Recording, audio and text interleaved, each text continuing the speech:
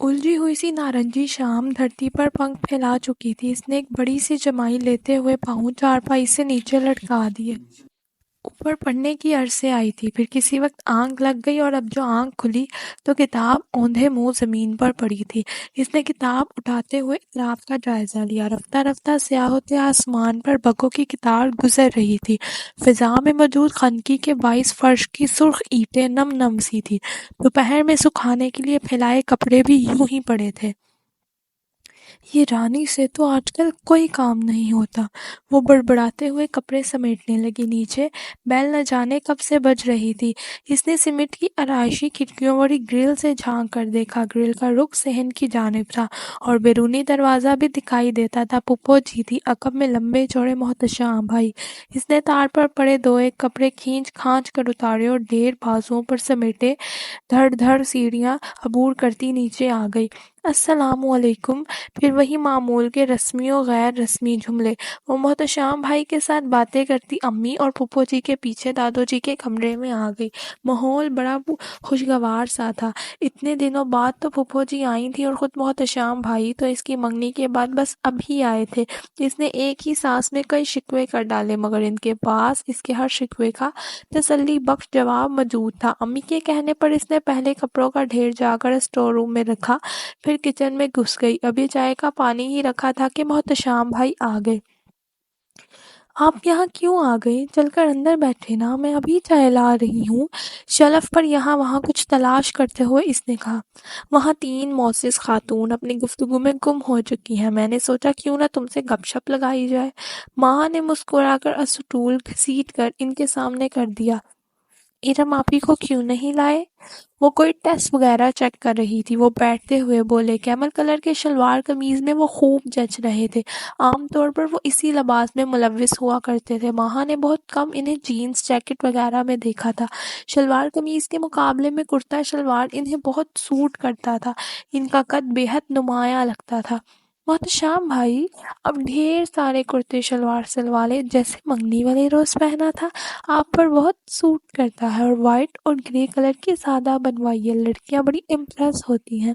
اس نے اپنی ازلی بے ساختگی سے کہتے ہوئے آخر میں شرارت سے کہا تو وہ خوش دلی سے مسکرا دیے۔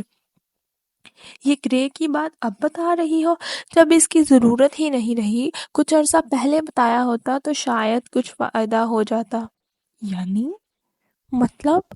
وہ خوشگوار سی حیرانی میں گر کر بولی، مطلب کچھ نہیں، ماموں جی کب آتے ہیں گھر؟ آپ مجھے ٹال رہے ہیں۔ وہ خفا ہوئی۔ مجھے تو یہی سوچ کر خوشی ہو رہی ہے کہ کوئی آپ کی زندگی میں بھی ہے۔ مائی گاڈ، اب سمجھ آیا کہ اب تک چھڑے کیوں پھر رہے ہیں۔ پھپھو جی شادی کا کہتی ہیں تو ٹال دیتے ہیں، سیدھا سیدھا بتاتے کیوں نہیں اس ماں جبین کا نام؟ اس لیے کہ ہر بات بتانے کی نہیں بھی ہوتی، کچھ باتیں محسوس بھی کی جانی چاہیے۔ وہ لیدر کی چپل سے فرش کھرچتے ہوئے کہہ رہے تھے۔ محتشم بھائی کی ہر بات سے اتفاق کرنے والے وہاں کو پہلی بار ان سے اختلاف ہوا تھا۔ بتانا ضروری ہوتا ہے ورنہ دوسرے کو کیا الہام ہوگا۔ بائی دا وے، پھپھو جی کو بھی بتایا ہے یا راز اندر ہی لیے گھوم رہے ہیں؟ اس نے محتشم کو دیکھا، پھر جھنجھلا کر بولی، میں ہی بتاتی ہوں پھپھو جی کو، خود ہی آپ سے ساری بات بما نام پتا کے اگلوا لیں گی۔ بیچاری خواہ مخواہ یہاں وہاں ہلکان ہوتی پھر رہی ہیں۔ محتشم بند مٹھی لبوں پر دبائے بڑی دلچسپی سے اسے دیکھ رہا تھا۔ وہ بڑی تندہی سے ان پر تنقید کر کے اپنے کام میں لگی ہوئی تھی۔ تم نے بتایا نہیں کہ ماموں جی کتنے بجے گھر آتے ہیں؟ انہوں نے پھر پوچھا تو وہ روٹ پن سے بولی، آپ نے بھی تو نہیں بتایا۔ اس کا نام؟ وہ فریج کے اوپری حصے میں یہاں وہاں ہاتھ مار کر ایئر ٹائٹ باؤل نکال لائی اور انڈا پھینٹتے ہوئے مصروف سے انداز میں بولی، اور فکر مت کریں، ابو جی آئیں گے تو گلی کے کونے سے ہی ہارن بجانا شروع کر دیتے ہیں۔ ہمارے ساتھ ساتھ سارے محلے کو خبر ہو جاتی ہے کہ سعید احمد آئے ہیں۔ اسی وقت گلی میں کسی ہارن کی آواز سنائی دی تھی۔ محتشم بھائی اٹھے تاکہ دروازہ کھول سکے، مگر اس نے روک دیا۔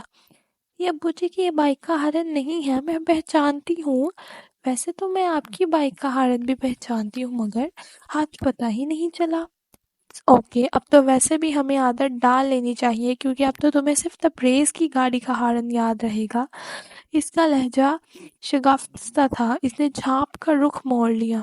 کوئی نہیں، اور محض اپنے تاثرات چھپانے کے لیے اس نے کیبنٹ کھول کھول کر دیکھنا شروع کر دیا۔ ابو جی سے کیا کام تھا آپ کو؟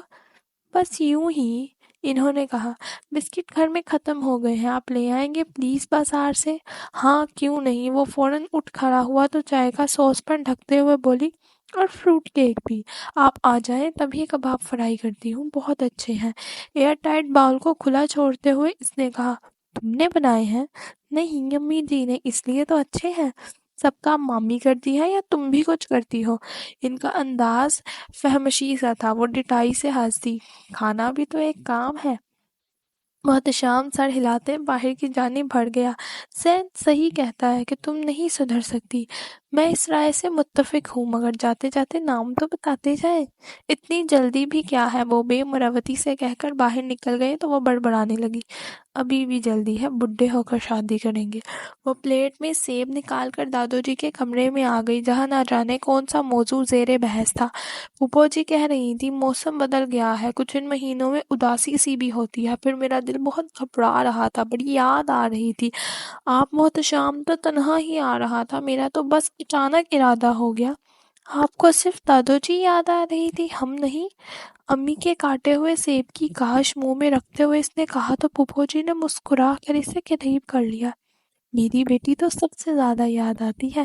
اس کی پیشانی چوم کر انہوں نے سر آہ بھری۔ کتنی خواہش تھی کہ تم میری بیٹی بننا، ابھی بھی تو آپ ہی کی بیٹی ہوں۔ اس نے الجھن امیز نظروں سے پھوپھو جی کو دیکھا، اسے ان کی جذباتیت سمجھ میں نہیں آ رہی تھی، جبکہ وہ شکوہ کناں نظروں سے ماں اور بھاوج کو دیکھ رہی تھی۔ کتنا دل تھا میرا ماہا کے لیے، مگر آپ لوگوں نے ذرا میرا مان نہ رکھا، ورنہ کتنی اچھی لگتی ماں۔ ماہا محتشام کے ساتھ۔ ماہا نے گھبرا کر ماں کو دیکھا، انہوں نے فوراً اسے باہر جانے کا حکم دے دیا۔ تمہاری چائے نہیں بنی؟ وہ جلدی سے اٹھ کر باہر آ گئی۔ پھوپھو جی کی بات اس کے لیے نہایت عجیب تھی، گزری باتوں کو بار بار دہرانے کا کیا فائدہ مومنہ؟ دادو جی کی آواز سنائی دی، جو ہوا سو ہوا، سعید احمد کا اپنا دل تھا تبریز پر، بس تم دعا کرو کہ ہماری بچی سکھی رہے۔ دعا تو کرتی ہوں اماں، اپنے خون کے لیے تو دل سے دعائیں نکلتی ہیں، اور سعید بھائی کی بھی بات خوب کہی آپ نے، جو آپ نے حمایت کی ہوتی تو مجال تھی کہ وہ نہ مانتے۔ تبریز کی مالی حیثیت ہمارے مقابلے میں اچھی ہے، مگر حیثیتیں ہمیشہ ایک سی تو نہیں رہتی۔ ہمارا گھر کرائے کا ہے، پر کبھی تو ذاتی بھی ہوتا۔ محتشام کا کام بھی انشاءاللہ چل نکلے گا، مگر آپ لوگوں نے صبر ہی نہ کیا۔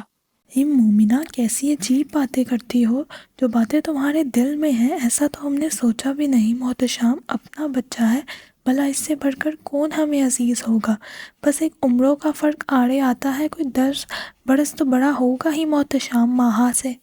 واہ اماں، جب مجھے 9 برس بڑے شخص سے بیاہ رہی تھی تو تب تو ایسی مصلحاتوں پر نہ سوچا آپ نے۔ آج کل تو لوگ 14 برس کا فرق نہیں مانتے، اور آپ خیر جو کیا سو درست کیا، مگر پھر بھی اپنا اپنا ہی ہوتا ہے، مارے بھی تو چھاؤں میں ڈالتا ہے۔ ہے مومنہ، رب کا نام لو۔ دادو جی کی پرملال آواز سن کر وہ جلدی سے کچن میں گھس گئی۔ کتنی ہی دیر میں مقصد اسٹول پر بیٹھی رہی، ہوش تب آیا جب محتشام بھائی سر پر پہنچ گئے۔ اس نے شاپر ان کے ہاتھ سے لے کر سر جھٹک دیا۔ مشفق سے محتشام بھائی کے بارے میں ایسا سوچنا بھی عبث تھا۔ میں اور محتشام بھائی، لا حول ولا قوت۔ پھوپھو جی بھی پتہ نہیں کیا کیا سوچتی رہتی ہیں۔ محتشام بھائی تو میرے بھائی ہیں، انہیں تو اس فضول بات کا پتہ بھی نہیں ہوگا۔ پھوپھو جی بھی نا، بس۔ وہ کباب تلنے لگی۔ وہ چائے کا مگ میز پر رکھ کر جانے لگی تو ابو جی نے اس کا ہاتھ پکڑ لیا، پھر بیڈ کی جانب اشارہ کرتے ہوئے بولے، بیٹھو ذرا۔ وہ طویل گفتگو کے موڈ میں تھے، اور یہ موقع کئی روز بعد آیا تھا۔ وہ ان کے بستر پر آلتی پالتی مار کر بیٹھ گئی۔ پیپروں کی تیاری کیسی ہو رہی ہے؟ اخبار کا صفحہ پلٹتے ہوئے انہوں نے پوچھا۔ پیپروں کی تیاری اچھی ہو رہی ہے، ارادی صفحہ اٹھاتے ہوئے اس نے کہا، اور نشان زدہ کالمز دیکھنے لگی۔ یہ ابو جی کی پرانی عادت تھی، صبح آفس جانے سے قبل اخبار کا سرسری جائزہ لے کر کالمز پر نشان لگا لیا کرتے تھے، اور رات کو سونے سے قبل بلکہ آفس سے واپسی سے سونے تک اخبار کا تفصیلی مطالعہ ہوتا تھا۔ کچھ دیر بعد ماہا نے اخبار رکھ دیا، اسے کچھ ایسا شغف نہ تھا، البتہ ابو جی وہ ڈھونڈ ڈھونڈ کر ہر خبر کا باقاعدہ حصہ بھی پڑھ رہے تھے۔ ماں کچھ دیر ان کے فارغ ہونے کا انتظار کرتی رہی، مگر وہ تو نظر کا چشمہ ناک پر ٹکائے پوری طرح اخبار میں مگن تھے۔ ابو جی، اس نے تھک کر ان کا گھٹنا ہلایا، چائے ٹھنڈی ہو رہی ہے۔ او ہاں، وہ چوکے، کپ اٹھا کر لبوں سے لگایا اور پھر سے اخبار میں غائب۔ وہ صبر سے بیٹھی رہی، اخبار پڑھنے کے ساتھ ساتھ بیٹھ کر بھول جانے کی عادت بھی تھی انہیں۔ پھر صبر بیزاریت میں بدلنے لگا تو وہ اٹھ کھڑی ہوئی۔ کدھر؟ ابو جی نے پھر سے چونک کر دیکھا تو وہ منہ بنا کر بولی، خود تو اخبار پڑھ رہے ہیں، میں یہاں کیا کروں گی؟ اچھا بیٹھو تو صحیح۔ ابو جی نے مسکراتے ہوئے پھر سے ہاتھ پکڑ کر بٹھانے کی کوشش کی۔ تم سے ضروری بات کرنی ہے، انہوں نے قدرے سنجیدگی سے کہا تو وہ بیٹھ گئی۔ ابو جی نے اخبار سمیٹ کر ایک طرف رکھا، پھر چشمہ اتار کر میز پر رکھ دیا اور بڑا سا سپ لے کر بولے، ارم کے بارے میں کیا خیال ہے؟ کیسی لگتی ہے وہ تمہیں؟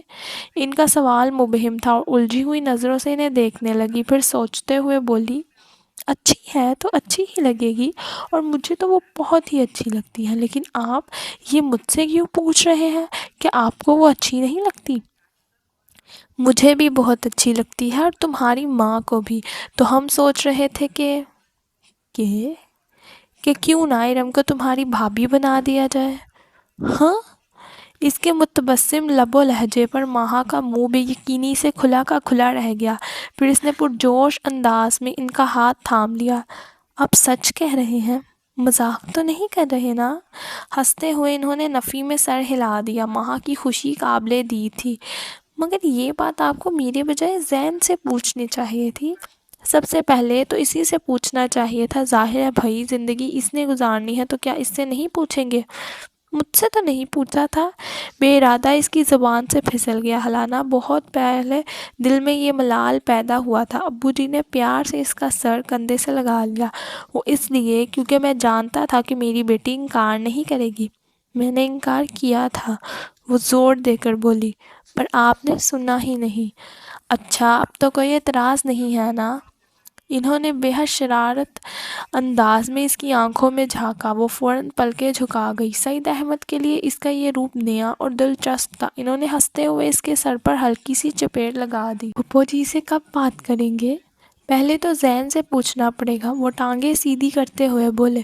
اس سے پوچھنے کا کوئی فائدہ نہیں، میں بتا رہی ہوں وہ انکار نہیں کرے گا، اس نے پر یقین لہجے میں کہا۔ اس کے ذہن کے وہ سارے شکوے یاد آ رہے تھے، وہ سارے وہم یاد آ رہے تھے جو اس نے جاتے سمے ماہا سے بیان کیے تھے۔ ابو جی چونکہ اسے کسی قدر خفا تھے، پھر کسی بھی تفصیلی بات کا وقت نہیں تھا، تو وہ ماہا سے وعدہ لے کر گیا تھا کہ وہ اس کا حال دل گھر والوں تک پہنچائے گی۔